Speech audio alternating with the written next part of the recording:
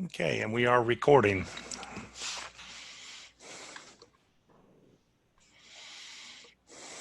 Two-minute warning. Hello. Hello, Cunninghams. How are you? Good. All right, lightning 10 to 12 miles away. Please don't kill this meeting. When I first started it up, Jim, we had an electric blip and it, of course, knocked my computer offline. I guess I need to buy an UPS to put on this one if I'm going to use it for things like this. But it would take the internet out anyway. So, yeah, my UPS is an 8.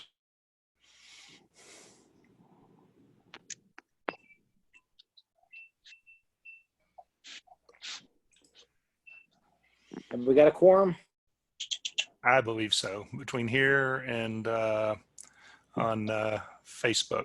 So again, a reminder to everyone on Facebook and on this Zoom meeting, the Facebook is about 15 seconds behind the Zoom meeting. I will attempt to make strategic pauses through here. Bill is monitoring the Facebook comments, so he will he'll jump in and interrupt if need be to make sure we catch up the Facebook folks. So I have it as 7 p.m. now. So I will call the meeting of the Amateur Radio Club of Columbia County's June meeting to order. This is meeting number 79. We are being recorded and we are on Facebook Live. So anything we say can and will be used against us in the court of public opinion. Just keep that in mind. Okay, Devon, could I ask you to say the invocation for us? Sure. Let's pray. Father God, again, thank you for your love and your strength. Whether you've given us, Lord, in our meeting this evening, our fellowship already, and our continued fellowship. In your precious name, Jesus, amen. Amen. Thank you, Devon. Okay, we'll move rather quickly, hopefully through the normal business.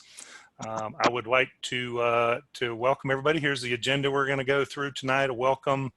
I do not have any applications with me, so I will just ask at that time reports. I do not have any new business on the agenda, but we'll give you an update on our old business. Here, if there are any reports from Aries or Amron, you'll see when we get there that I just copied over the slides and forgot to update them. I apologize. Presentation on ARL Field Day presentation or preparations. We'll review and then we'll adjourn. Okay, I cannot probably call everybody on Facebook, but I'll just kind of go through here and just let everybody, I'll call you and let you do your call sign. Robert, I have you first on the list. Robert, KM4, KQJ. Okay. Mike. K4ECL. Okay. Phone number, oops, everything moves. I forgot about how it does that. Jim and Cindy. Jim, KV4YA. And Cindy, KM4DBA. Okay. Rusty. Rusty, KG4HR. Okay. Walter. Walter, W4EFS. Okay. Phone caller, last 42493. This is Steve, KJ4FSX. Okay. Todd. Todd Dunaway, AI4XF. Okay. Bill. Bill, WK4F. Okay. Casper. KO4DQI. Okay. Chuck and maybe Susan? Yeah, Susan, Whiskey Okay. Alpha. Susan, Whiskey Alpha Zero Bravo. And Chuck, Okay. KN4EPG. Okay, thanks guys. Let's see, they moved all around, so I'm probably going to either miss somebody. All right, I have Mere Mortal. That's Tony, KK4WAT. I like it, Tony. All right, everything moved again. iPad number 3. KN4WZL. Mike. Okay, thanks, Mike. Oh boy, let's see. Devon, did I get you already? Nah, Devon, KM4PHT. That's okay. Okay. Well, like I said, they're moving every time I do that. Michael. Michael, KO4ASU. Thank you. I know I got Robert already. Shannon. Shannon, KK4MED. Did I already get Walter? Yeah, remember the pie? Okay. Yeah, yeah, you got me. Okay. And Stephen.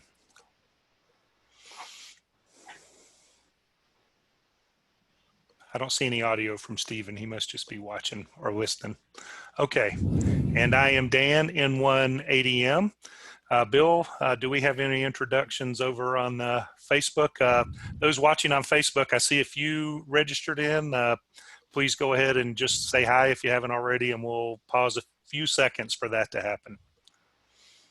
Yeah, so I see Brad, KO4DPP, Laura, KO4DFJ, Robert, KG4ZAL, and Greg, N8PPZ.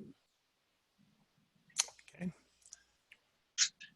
I'm just going to hold off a second and see if in about 10 seconds and see if anybody else posts in there.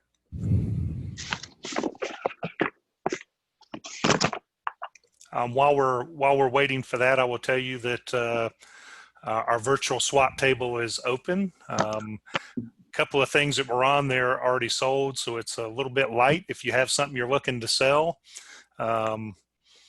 please contact me or Rusty, and we'll get you loaded up on the swap, sell, and trade page. And I'll pause if anybody does have something that they want to throw out there now for swap, sell, or trade. Now's an opportunity.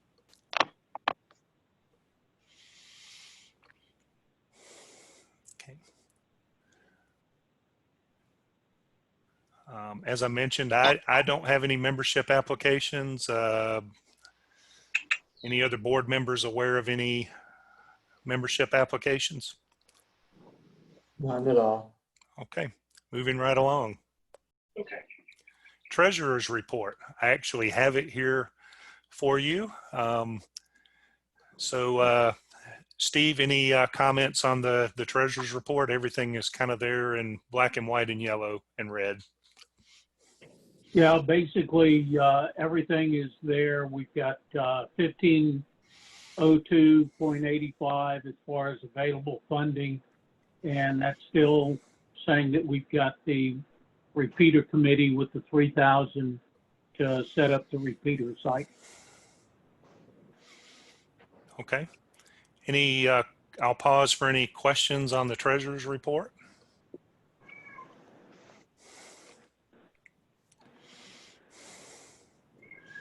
Bill, if anybody asks a question after we've moved on, just let me know and we'll scroll back. Okay. Okay. Do I have a motion to accept the treasurer's report? All right, I see Devon. A second. Rusty? Leave it.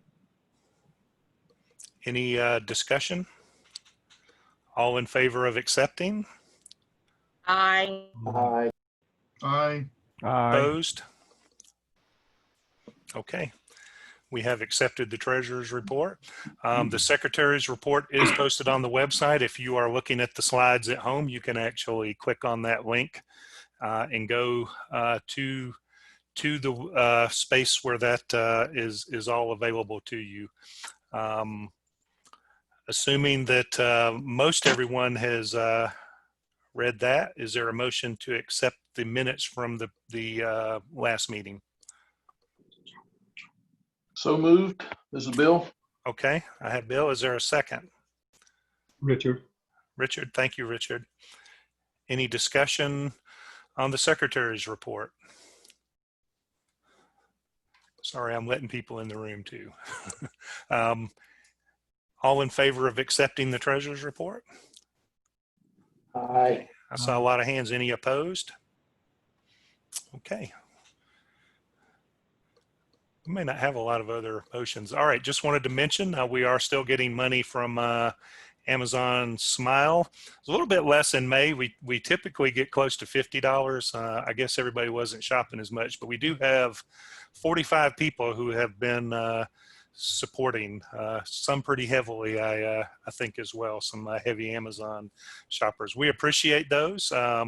It's anywhere from 1 to 2 additional dues payments per quarter, which is pretty good deal for free. So if you're using it, spend your money on Amazon and let us get a little bit of it.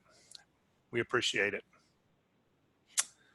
All right, upcoming events. The big one, which we'll talk about tonight, is Field Day. That'll be the topic of our presentation. Announcement on our VE test session on the 11th of July. We will be moving back into the EOC, at least tentatively, unless something changes. So that's good news. Our board of directors meeting will be on the 14th of July. We will be doing that one virtually again. It's actually, I look forward to going to restaurants again one day, but we seem to be a little more efficient when we do it over online. And then our next general meeting will be on the 28th. Right now, we're planning to probably do that one virtually. The topic will most likely be the after action for Field Day. And we've, well, I see my Mac just came on. In August, I have been talking to Susie and Andy over at the EOC. We will probably be able to move back in August over to the EOC for meetings, but we will, of course, be watching what the situation is with COVID and whether we feel that's safe. What I would like to try to do is, even if we hold in-person meetings, to figure out how we can cast that out over Facebook Live and Zoom for people who don't yet feel comfortable going into a gathering environment, so we can keep our, that'll require a little bit of extra because we'll have to set up a camera or something, but we're technology folks and I bet we can figure it out. And then, of course, the Hamfests are getting canceled left and right this year. So Huntsville and Shelby have both announced cancellations for 2020. On the Stone Mountain Hamfest page, it is still showing that they are planning to go through with that. That's not until November. So we'll see what happens with that one. Does anybody else have any events that they would like to announce? Shannon, anything else on the VE test session? I did talk to Andy, and I did give him the rest of the test dates for the rest of the year, which is after July. It'll be 3 more, and then he's going to be there with us every test session. So Okay. as far as nothing else happens, we're going to be doing them there for the rest of the year, I believe. Okay, awesome, thank you. And they were actually pretty excited to get our meeting sessions rolling there again. I think they do appreciate the partnership with the club, and we certainly appreciate what they do. And I did get my new test booklets in for the extra, because, you know, it changed over on July 1. So we got those in the other day, too. Okay. All right, really quick run through some of the old business. We did complete our dues collection. We extended out even a little bit beyond what we said we would do, but after all was said and done, we have 73 members who are annual dues payers, 17 who are life members, 6 military memberships, 3 honorary, and 2 silent keys still on our membership roster. So I can't add that up in my head real quick, but still pretty healthy club membership roster after dues are paid. So that's off our plate until March. 101. Good deal. We're still in 3 digits. That's good news. 23, 25, 47. Is that 90, exactly 100. Okay. And then just mention on the work continues on the UHF repeater repair and PM and upgrades there. I may turn this over to Rusty to talk about what we did on June the 6th. Rusty. Yeah, well, we were able to get a donation of some interduct that we ran from the building to the tower leg that has the banjos being the method of security of the coax up to the top of the tower. And we've got that in place. We're in the process now of securing the cable that has been donated. Just received word today that we're going to need to move that cable. So we're going to have to work on a method to get that moved and a location to move that. And then once we get that completed, then we'll work with the tower crew and the site owner to get the installation completed. Okay. Any questions about the repeaters? There were a lot of people that came out to help do the trenching. I don't know, Rusty, it was over 10 people, I know for sure. Yeah, I think it was over 20, to be honest. Okay. Little bit of blood, sweat, and tears pouring in there. We had a work stoppage for government oversight of the project, but went very well. We finished up before it got super hot, thank goodness. But definitely appreciate everyone who volunteered to come out and help do that. We won't belabor this one, but we did vote last month to approve payment for the storage of club property through the end of September. Before we resume that discussion, we want to get through field day. After field day and probably part of our donation subcommittee, and we're accepting other volunteers to be on that, by the way. We'll begin the effort to determine the disposition of the property that we have in storage and figure out how we go forward after September. If we're going to move equipment out of there, we're going to need volunteers to assist with the disposition, relocation, and storage of those items. That's just a heads up for what we might be talking about in the next couple of months. And then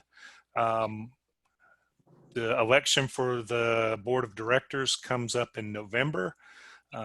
We definitely have to have a nominations committee in place to work that slate and work the elections. So if anybody is interested in being a part of the nominations committee, you know, what I would say for that is you might be able to stop yourself from being nominated if you're on the nominations committee. So I will continue to run through that. That's all I had for old business. Any board members have any, or committee directors have anything that they would like to bring up at this time? And And I have something on the IT side. Okay, go for it, Rusty. For those that are monitoring, at the last meeting, we were approved to update our domain registrar as well as get the AWS credits. So we'll be taking that and handling that pretty soon. I think our domains expire on the 4th. So during that process, the website may be down for a few minutes. Typically, the registrar say that it's a 24-hour turnaround time, but typically we are able to get DNS out and running and be back up and running pretty quickly. So if you go to the website, notice it's down, give it a few minutes and it'll probably be back up fairly soon. Okay. And I suspect we would always take volunteers to help out with that sort of thing, right? Pretty much all the committees will do that. Any questions or other discussion on old business?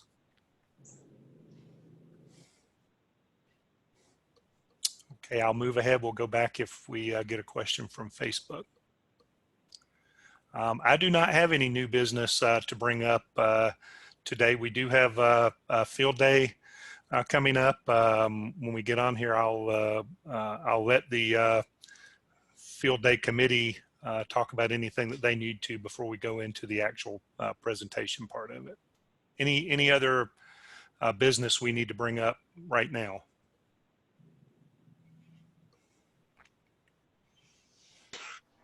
Okay, moving along.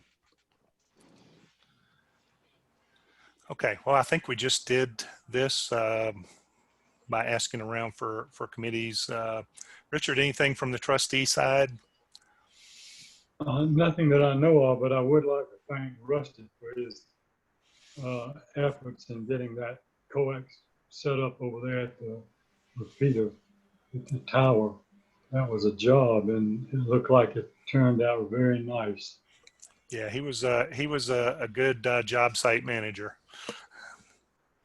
He even handled the government for us. All right. Okay. I don't see anybody on from the Aries leadership.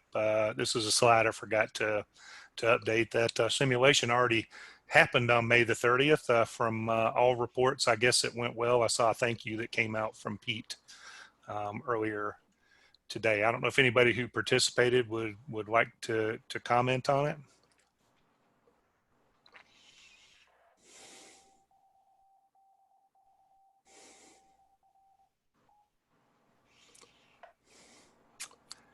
And for Robert's question, the applications are on the website under, I think it's members or membership or something like that. But there is a membership application you can download from the website.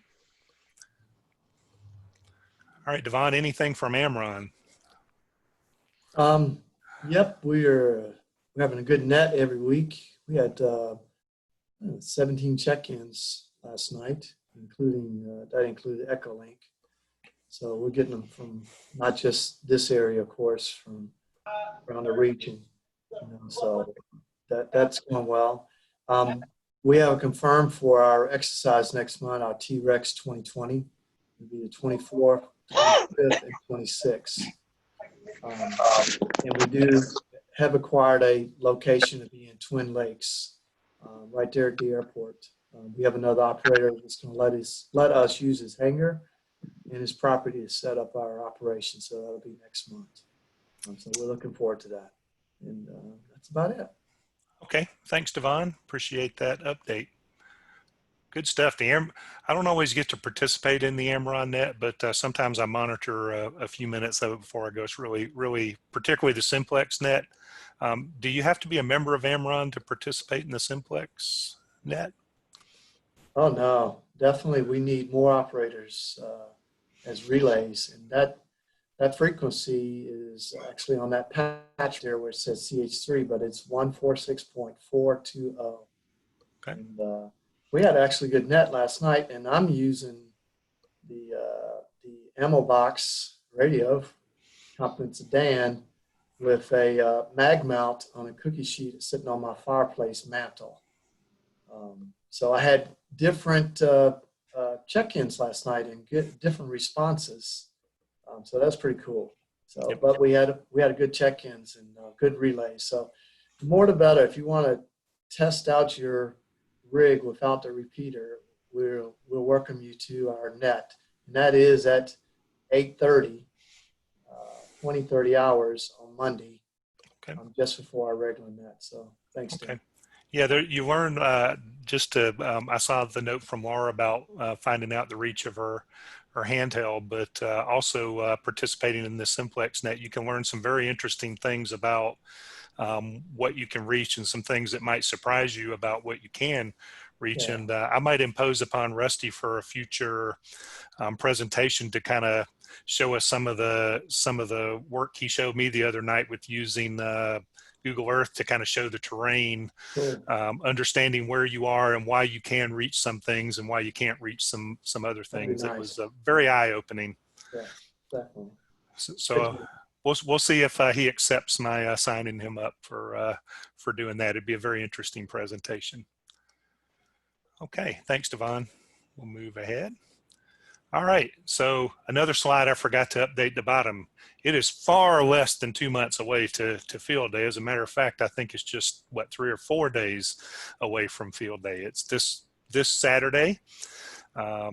The actual field day event itself is both Saturday and Sunday, but here in the next slide, I will show you the picture on the right there is from our, maybe from our winter field day setup, but you can kind of see the rustic nature of the site we're operating on. But it does have a lodge. It has plenty of room in it so that we can social distance away in there, but still operate. Let's see, Randall's not here. Rusty, do you want to just kind of like talk about the plan? I'm assuming that you sent that out to the entire membership. Yes. What Randall sent out. So everyone should have a copy of the plan via email. I believe that maybe not, but if not, I'll send it out right after the meeting. Okay. I think Randall sent that out today sometime, that kind of gives the itinerary and provides all the information, the who, what, when, where, why, and how. And I think that some folks are going to be trying to gather some items for the whole event starting on Friday, and then we're going to have some fun on Saturday. Some of the folks that have already confirmed that they're going to participate may or may not necessarily participate on the air. They have a couple of projects that they're interested in completing. So those of us that have some additional time or tools will be there to help them finish those projects. So if you've got a project that you'd like some help with, or have some questions on, feel free to come out and participate in that. It should be a pretty fun opportunity for us. Okay, thanks. And to go to that third bullet there, it's going to be kind of the topic of the presentation that we're going to hit here in just a minute, walking through kind of the classes of field day. And hopefully everyone who is a member should have received 2 emails, both pointing you towards a couple of different information packets that are available from the club to help you get set up at home to operate from there. I just saw a question from Laura. I may have that, but I think that might have been the other club. I don't know. That might have been the Augusta club, Laura. I'm not sure. Okay. Still not too late to contact the field day committee if you want to help out. We are kind of 11th hour though, but all help is always appreciated. One of the best things about field day that I found as a member, and particularly as a new ham, and I'm still a new ham, is the setup portion of field day, where I probably learned a lot of stuff that I had tried to do wrong and failed miserably. Okay, so unless there's any questions about, yes, go ahead. Before I volunteer, does it involve any more digging? Well, there's not any digging planned right now, but I wouldn't completely rule out anything at field day, but we're probably not allowed to dig on that particular site, but that's a good question and a funny one. If you need help Saturday morning to set up, I mean, I can definitely come out and help load up stuff or whatever. Okay, I will push that email with Randall's plan of the day out right after the meeting. Okay, I'm going to roll into our presentation tonight, and this will be available. It's actually already available on the website, so if you haven't already gone on there to download this PDF of the slides, it's there. In the bottom in red, this is very, very important. Do not wait until Saturday to start working on stuff, because you will definitely find yourself in a jam if you have an equipment problem. So that's the link to the ARL has a field day page. On there are 2 things that I would suggest reading, which is their FAQ and also their rules. But hopefully we're going to try to break down some of those rules to where they're easier to understand. Also, as I mentioned, there are a couple of presentations that were mentioned in emails, and they're available on the field day page on the ARCCC website. I won't take complete credit for them. We basically just took some information that some other clubs had done and kind of worked them for our purposes. So first, I want to just walk through what the different classes of stations are on field day. Class A is the one that we're probably all most used to as a club member. It's what we typically operate for Amateur Radio Club of Columbia County, and the other clubs do this. So it's very simply, it's a club or non-club portable with 3 or more people set up in a location that is not normally used for a radio station, specifically for field day. And what we're doing at Camp Tanglewood will be a Class A station. And also, one of the reasons we can't really distribute our Class A operation to have people operating from home as Class A is there's a rule that says all equipment must be within a 1,000-foot circle to operate. So all transmitters and antennas, I believe, need to be within that circle, which is a fairly generous sized circle, but certainly won't envelop Grovetown and Evans and Harlem and all of those locations.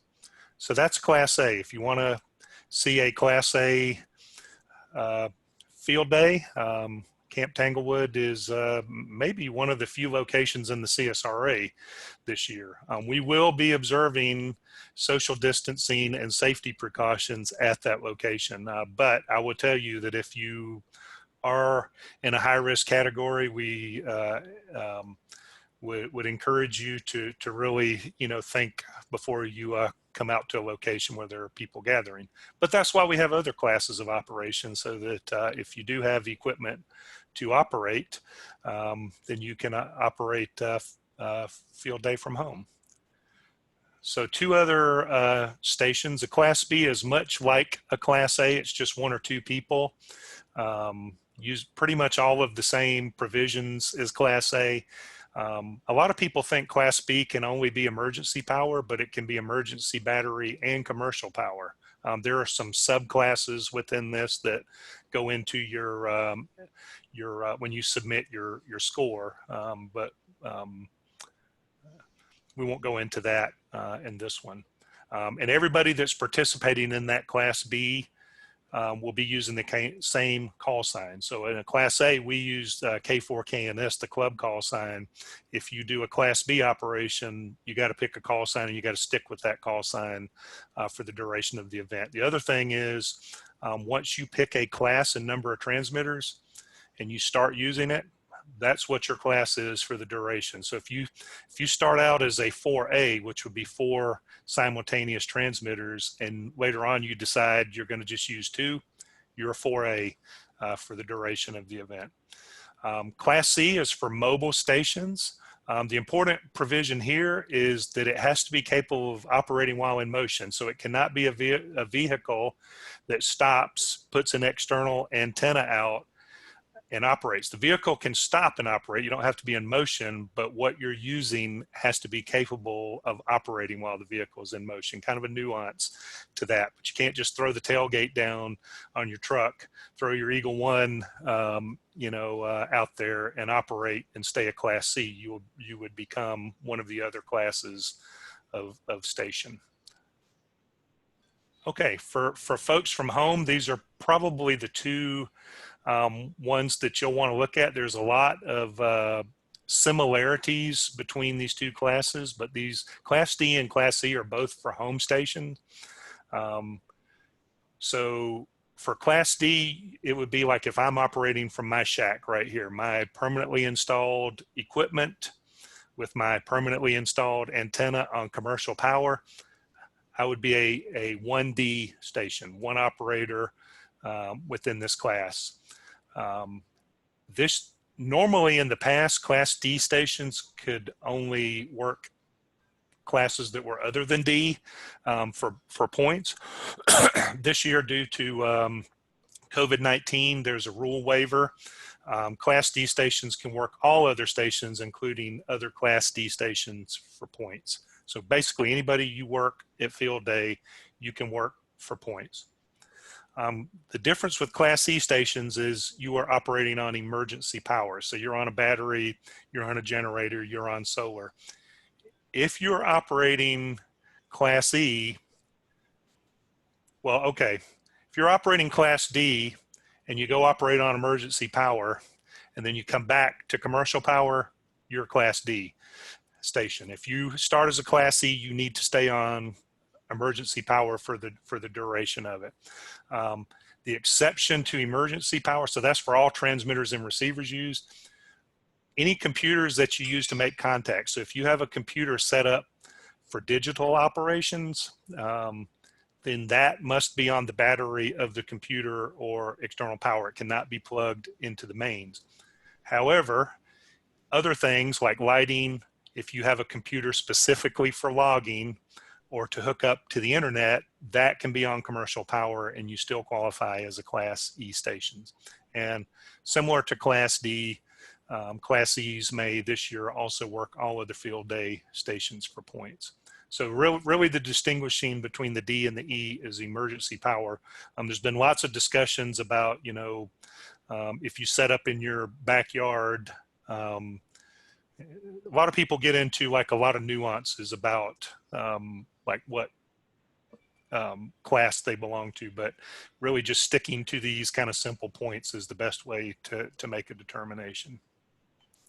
And then finally, Class F is when we set up and use an amateur radio station at an established EOC.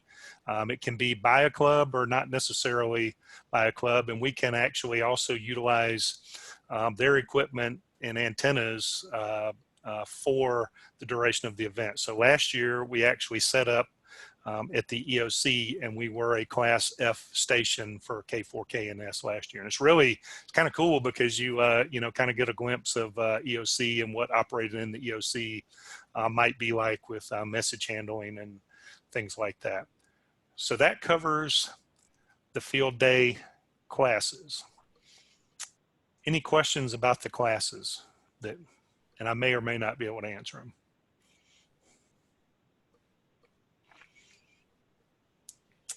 Okay. So the exchange, and we will have handouts. In fact, the handouts and the stuff that was emailed has some really good information about how the exchange works. So I probably have these kind of turned around backwards. It should actually the max number of simultaneously transmitted signals plus the station class, and then add the ARRL section. So by max number of simultaneously transmitted signals, it means the number of stations you have. Well, you could have 4 stations, but if you keep 2 out of the rotation all the time and you only ever use 2 at a time, you can be a Class 2 or a 2 station. If you're going to run whatever number you're going to run at a time, that's the number for your class. And then you'd use the station class that we just mentioned, and also the ARRL section. If you click on that, you'll see the abbreviations for the section.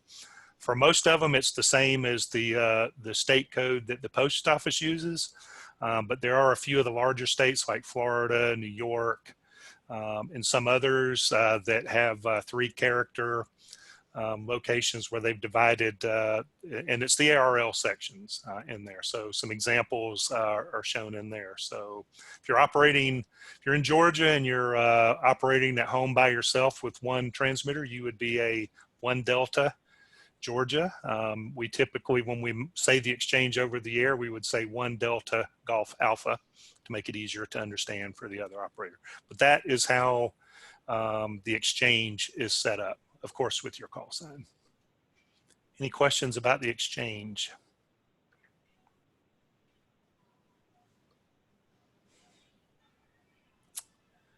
Okay. So logging. So if you're going to actually submit a score, so one of the things I've learned about field day is they don't cross-check the logs. In fact, I think they pretty much whatever you send in is what they're going to publish. They may look at some of the big superstation logs, these 21 alpha stations up in the DC area, but generally for small operations, they really don't do a whole lot of checking. However, if you're going to submit an entry for scoring, which will get published in QST magazine, I think in December, and it'll also get posted up on the website, then you need to log the contacts in some way and get them to the ARL, and they have certain ways to do it. So there's logging software, which really makes the process so much easier. There are a couple of different ones that are probably the most used, but you can use a paper log. There's a way to you use this thing called a paper log in a dupe sheet, and a dupe sheet is where you annotate the stations you worked in each section using the ARL section list, and you can submit that instead of using computer log. Computer logs just make it real easy because they keep tabs of your score as you go. They keep tabs of which sections you've already worked, because you are only allowed to work a station, make sure I get this right, one time per mode per band. So the logging software will alert you when you've already worked a certain station, so you won't really waste their time more than anything. And some of them are pretty vocal. If you try to work them a second time, they'll let you know that you're a dupe. Don't worry about that. But if you use the logging software, you won't have to worry about it. The two most popular are N1MM Logger Plus. That's free software. People who use it a lot probably can set it up really easy. I found it, I don't know, just slightly more complicated to set up. It is for lots and lots of different contests, so it's very versatile in how it can be set up to do contests. But there is a settings within there where you can use it for ARL Field Day. The club uses N3FJP Field Day contest log. It is very easy to set up and use, but it does have a cost.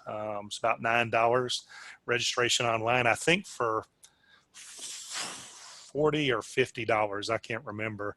You can. He actually has like logs for pretty much every contest you can imagine, and you pay one price and you can get registrations for every logging software that he has. So very important to point out that the club actually has a license to this. However, the license does not allow members to use it for their personal use. So you have to operate under K4KNS to use the club's licensed copy. So when we set up events together, we can set up multiple computers where people are logging as K4KNS. And that's the case. I would recommend definitely just going and taking a look at it. I think you can download it and set it up, but I think after like after you log like 5 stations, it's gonna look for a registration. Not tell anybody what they should look at, just kind of personal observations about this. And then very recently, KM4ACK, I think that's his call sign, has YouTube videos, and I think the link on this goes to that video, but it's a field day logging software that basically runs on a server for Raspberry Pi, so you actually have a web-based logging software that you can use. Basically run the server on a Pi. You can pull up the log on another Pi, you can pull up the web page for logging on a Windows computer, on a Mac, whatever you want to do, and it's pretty cool. We're probably going to look at it for future use for us. One other thing I would say about logging software before moving on is when it comes time at the end, score's already calculated, there's a menu item that'll actually put your log together for you it's what's called Cabrillo format. and basically you copy and paste it into a web page for ARL and it's done. You don't have to like, do scans or enter anything like that. Pretty easy. It's probably, other than setting up your equipment, getting your logging set up is probably the biggest other activity that you need to do. All right, so I just left this up there. We won't stay on it, but these are just some links that you can use for both of these logs if you decide to use one of them. Some links for videos and some tutorials to set each one of them up. And if you're coming out to field day with us and you want to do some logging or operating, I would highly recommend looking at the video tutorial for N3FJP. Those of us setting up the network will refer to the networking tips. If you are planning to work digital, you can interface N3FJP and probably N1MM too. I'm just not as aware of it. To automatically log your contacts when you make them in say WSJT or FLDigi, it'll automatically load them over into the log. It's pretty cool setup, but it does take some configuration to do that. So again, that's not a thing you want to try to do on Saturday, an hour before the contest starts, because you will have some banging your head on the table time, which would be better done on Thursday and Friday probably than Saturday. Again, I'll mention digital modes. There are several different software options out there. Links on here for both N1MM and N3FJP for how you would set this software up. Also links to the software itself for FT8 and FT4, which are going to probably be just loaded on the bands on field day, because it's a clicking game to make those contacts, and once you kind of get the flow of it, I think people who maybe last year for the first time did it found it pretty easy to learn and pretty easy to go with once they got going in there. That depends on getting that configuration right that will pass the data from WSJT through another program called JT Alert into your logging software. That's not the only way to do it. So these logs are just get their FLDigi for PSK31 and RIDI. There's usually a pretty good bit of PSK31 activity on the bands during field day. A lot of field day stations still use that. And then JS8 call for the JS8 signal, which is kind of a derivative of FT8, but very different in how it's used. I'm gonna defer to Devon. Devon, are you aware of plans for people to get on JS8 for field day? I've heard on the group email that will happen. So there will be quite a bit of JS8 in the field day. And they have their set of frequencies just like FT8 has. Okay. And I'm pretty sure Randall will at least probably try to get us set up to do a little bit of that while we're out there. Right. So I mentioned that, the part about automating this process. You don't have to automate the process. You can just have a pad of paper there and write your contacts as you make them, and then hand jam them into the log, whether that's a paper log. People that are looking for fast QSO rates are going to want to automate them, or if you want to make it kind of easy for people to do, but that is not a necessity. All right, so I talked about digital modes, but good old SSB and CW will be going very strong during field day, so don't be intimidated by feeling you have to set up for digital. Just get on the phone bands. You can make tons of contacts. Hopefully the bands will cooperate with us that day, but there's usually at least regional contacts. So, we can typically work all of the Southeast. 20 meters during the day, we can usually get out across most of the country. If there's not storms at night, you can get down on 80 meters and do some regional, and it's not unheard of to see some DX on field day. You can log non-field day stations if they make a contact with you. If you call CQ and they call you back, you can put them in your log. Just you may want to ask them a question where they're located and are they at home, so you can put them down properly. Like I said, there's no cross-checking on these logs, so I have verified that with some other people who do field day. So. All right. Any questions on modes or software? One of the more complicated things to do probably is getting all this stuff set up before field day. Okay. Once you're done with field day, the next thing to do is actually submit your entry. So there's actually an online submission tool that you can use. If you look at that information packet that I sent out today, I think there's a screenshot of what that looks like. And then this year, so we will have a entry that goes in for K4KNS, Amateur Radio Club of Columbia County, but I believe we are called the Columbia County ARC or something like that. ARL calls us something different. It's the name of the club previous to the current. So this year, there's a temporary rule waiver where they will create a club score. It's based on the aggregate of all individuals who submit an entry and put our club's name into their entry. There's a space on the website to do that. The important part of that is everybody has to use the exact same club name in that entry for them to aggregate that score. So basically, if we have several 1D and 1E stations who submit their log to ARL using our club's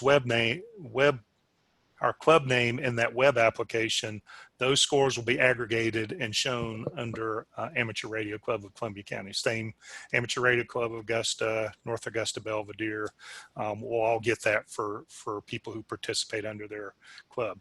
I'll reiterate something that we always say about this club for field day. It's really for us not about getting a big score. It's kind of fun to have some, local bragging rights for that, but it's really not the most important thing to us. The most important thing to us is to have people get experience operating, to be able to ask questions, and to learn a few new things. And of course, in years when we can, to have that social aspect of participating in field day. So do not let this be your overriding concern about your score, but if it's something that's easy for you to do, then it'll be kind of cool to see that in QST in December.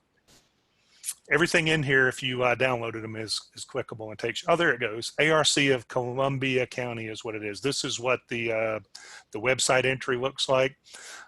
You'll just basically fill in or click all of this information. Mostly pretty self-explanatory, and then just put that in there, and it will count as part of our aggregate score. It's pretty easy to submit this if you use logging software. There's going to be a thing that says, usually it says create Cabrillo file. When you do that, it's either going to create a file or it's going to open up a screen where you can copy and paste into this web application. Very, very easy to do. So most of what I took to create this came out of two sources. One was ARL's Field Day information packet. The other was a very, very long presentation with lots and lots of links that's produced by K8ZT. It's actually a really good presentation. It's just got like probably 140 links and a lot of information in it. So I just attempted to condense that down for this presentation to keep it within a reasonable amount of time. I want to pause for a couple of things here. One, if any of our field day veterans would like to add anything that people who either participate from the site or home should know, and if there's any questions.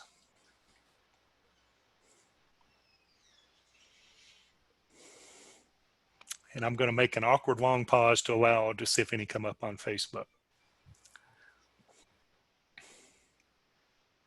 And I'm happy that the Facebook gods smiled upon us tonight to to let us get it out there. Dan, while you're pausing, this is Bill Clark, WK4F. Last summer was my first field day, and certainly it was the first field day with the club. And I learned a huge amount from Pete and JC and everybody that participated last year. It was a big event there at the EOC. Obviously, we'll be in a different setting this year, but I feel certain, just like with the Winterfield Day, you're always learning in this hobby. And I would just encourage everybody to come, even for just a couple of hours, or either during the setup or during certainly during the operations. It's always good to have extra folks available to either help log or to actually operate, because especially if we're going to have masks on, you're going to get tired of talking after a little while, and we're going to need to switch out, and so you can get a drink of water and things like that. One of the questions on the Facebook page was, you can be any class of licensed amateur radio operator and participate. I believe we're using the IC 7100s, which go all the way up through 2 meters. Yep. And from at least 80, or I've got one sitting right here, I ought to know. It's either 160 through 2 meters. And, so any mode, almost any mode, and any class of operator, and many of the bands will be on.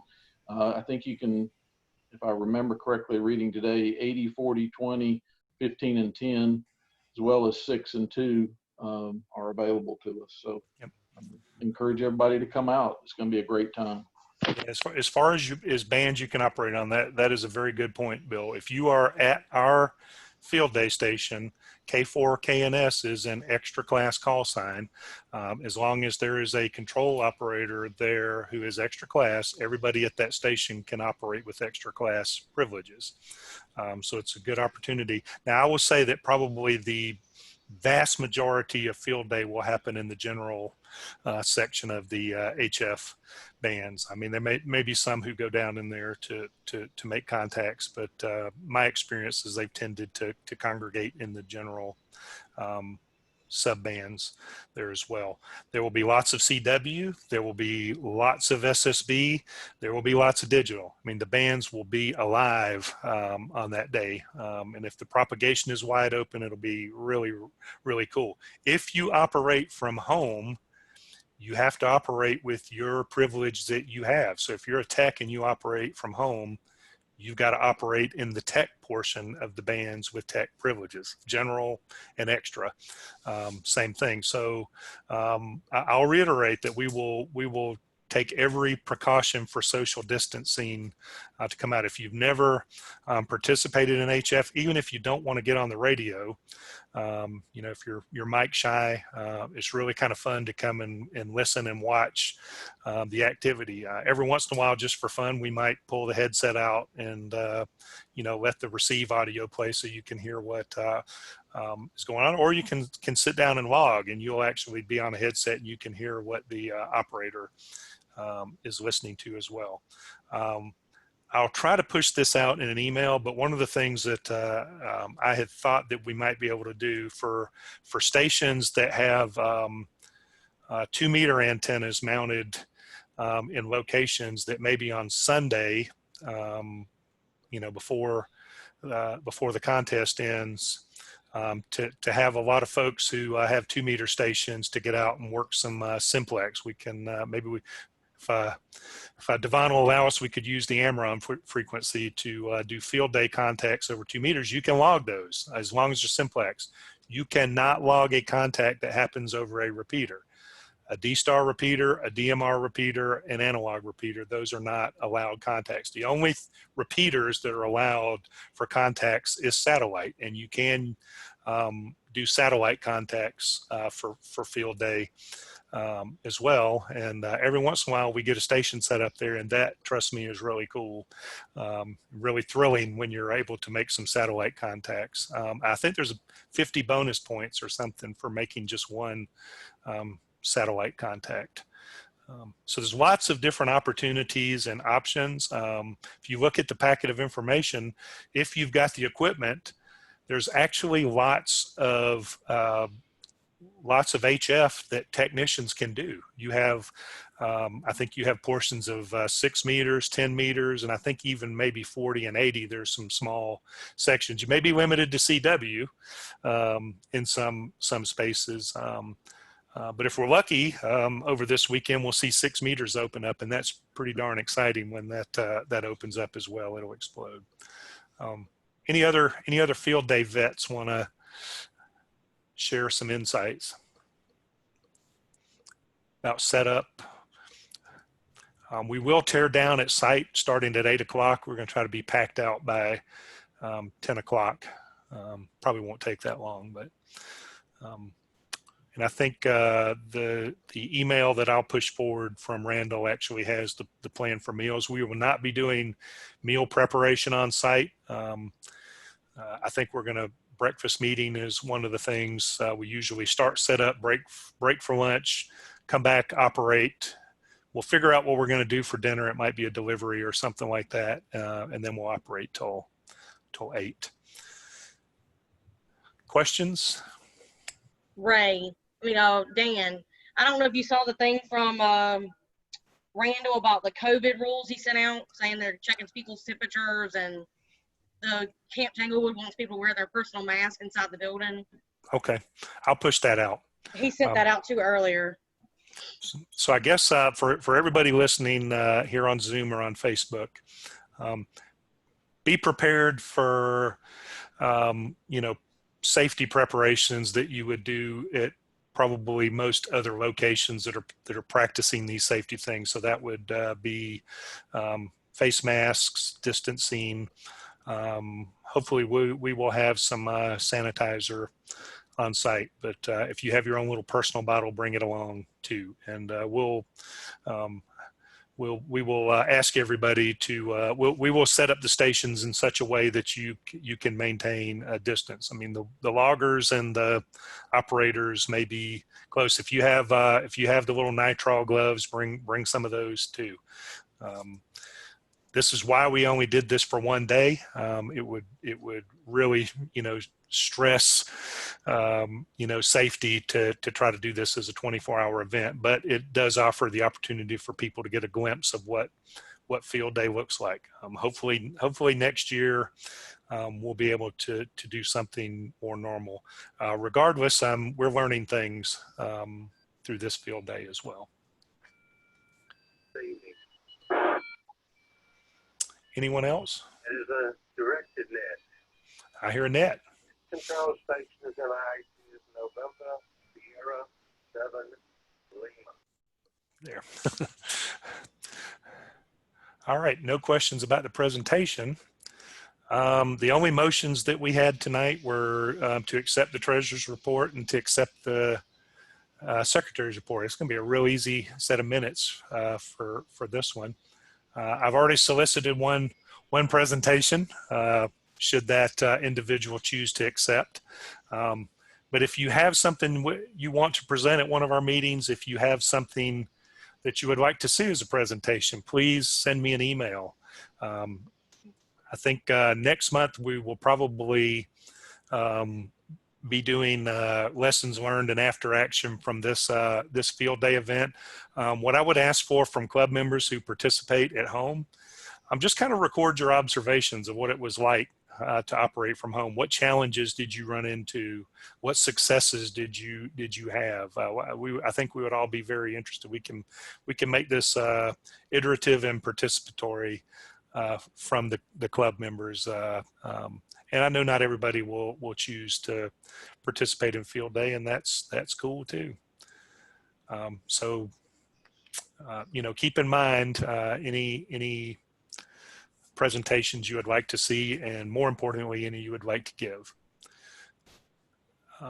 So I will pause for any questions, comments, or concerns about anything concerning the meeting or the club or field day.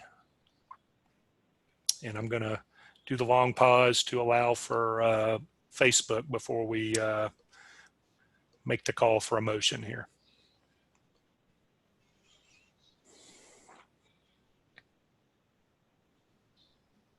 This is a pretty quick meeting.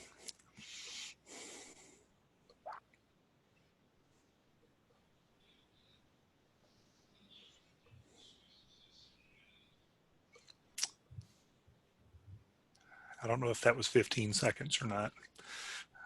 We'll continue to monitor the Facebook page after to answer any questions that might come up. Thank you all for attending the meeting tonight, either here by Zoom or on Facebook. We definitely appreciate that. It's great that we can kind of keep club functions going despite all the challenges that we have these days. It's good to not the same as socializing in person, but I see a lot of friendly faces there, and that makes me happy. So there's one last item of business that we need to do before I turn off the recording and turn off Facebook Live. Is there a motion to adjourn? I'll make the motion. Okay, Rusty made the motion. Is there? Devon is ready to get out of here. Okay. Is there anybody that doesn't want to adjourn? All in favor? Aye. Okay. The Aye. June meeting is adjourned. I hope that we will see you at field day. We'll hear you on the bands or something like that, or see you when you check in on the net next week, hopefully. All right, Facebook, you're about to get stopped. Thank you again for joining us this evening. Thank you, Dan. Good job. All right.